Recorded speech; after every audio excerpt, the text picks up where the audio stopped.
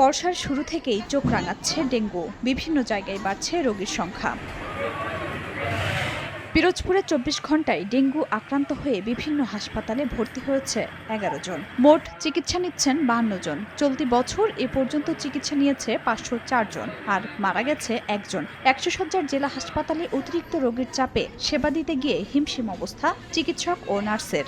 Dengue আক্রান্ত রোগীর অধিকাংশই পাশের জেলা বাগেরহাট থেকে আসছে বলে জানান চিকিৎসক। প্রথমে জ্বর আসছে, জ্বর আসার পরে আস্তে আস্তে জ্বরে বাড়িতে ২-৩ দিন ভুগছি।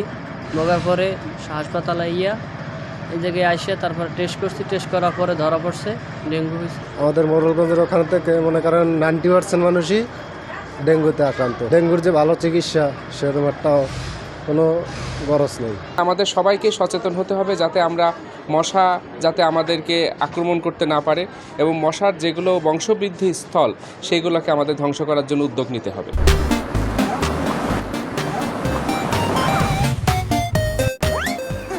ঝালকাঠিতেও ছড়িয়ে পড়েছে ডেঙ্গু। সদর হাসপাতালে মে মাসে ৬৮ জন রোগী ভর্তি হয়েছেন। জেলার ৭টি স্থানকে ঝুঁকিপূর্ণ স্পট হিসেবে চিহ্নিত করেছে প্রশাসন ও স্বাস্থ্য বিভাগ।